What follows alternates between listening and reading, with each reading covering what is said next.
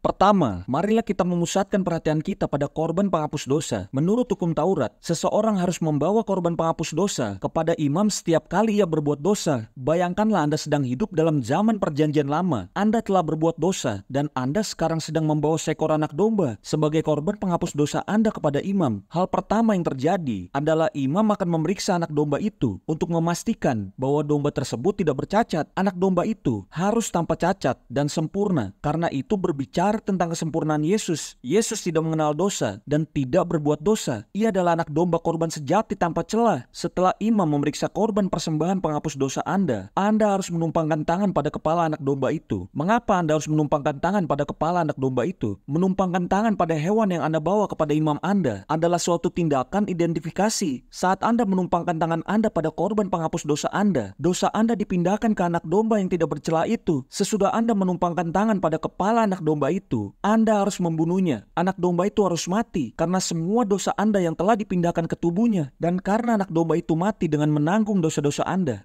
dapat bebas. Dengan cara yang sama, Yesus harus mati di kayu salib menanggung dosa-dosa Anda supaya Anda dapat bebas. Yesus tidak dibunuh. Ia datang untuk menyerahkan nyawanya demi Anda dan saya. Ia memilih untuk menjadi korban penghapus dosa kita di kayu salib. Itulah sebabnya mengapa saat Yohanes Pembaptis melihat Yesus, ia berkata, "Lihatlah anak domba Allah yang menghapus dosa dunia." Itulah sebabnya mengapa Rasul Paulus berkata, "Dia yang tidak mengenal dosa telah dibuatnya menjadi dosa karena kita, supaya di dalam Dia kita dibenarkan oleh Allah." Apakah Anda mengetahui apa arti semua ini, sahabatku? Itu berarti bahwa saat Anda menerima Yesus Kristus ke dalam kehidupan Anda, semua dosa Anda sudah dipindahkan kepada Yesus selamanya. Yesus mati sebagai korban penghapus dosa Anda supaya Anda dapat bebas. Sungguh ajaib juru selamat kita. Namun, ada satu perbedaan besar antara korban penghapus dosa dalam perjanjian lama dan pengorbanan Yesus demi Anda di kayu salib. Dalam perjanjian lama, darah lembu dan kambing hanya dapat memberikan penutupan dosa untuk sementara. Setiap kali manusia gagal, ia harus mempersembahkan korban penghapus dosa lainnya. Puji Tuhan, karena dalam perjanjian baru, Alkitab menyatakan bahwa sebab oleh satu korban saja, ia telah menyempurnakan untuk selama-lamanya mereka yang ia kuduskan. Darah lembu dan kambing tidak pernah dapat menghapuskan dosa. Jadi, kurban persembahan harus dipersembahkan berulang kali. Namun, pengorbanan Yesus adalah sekali dan untuk selama-lamanya. Pengorbanannya adalah karya yang tuntas dan sempurna, dan ia tidak perlu dikorbankan lagi. Yesus adalah korban persembahan penghapus dosa yang sempurna. Darahnya tidak menutupi dosa-dosa Anda hanya untuk sementara. Semua dosa Anda sudah dihapuskan selamanya. Bahkan, jika Anda besok gagal, Yesus tidak perlu dikorbankan lagi. Pengorbanannya yang telah menyempurnakan Anda untuk berapa lama? Selamanya. Anda selamanya disempurnakan. Setiap hari seumur hidup Anda, darah Yesus terus-menerus menyucikan Anda. Anda sekarang berada di bawah air terjun pengampunan dan Anda dikuduskan selamanya. Haleluya.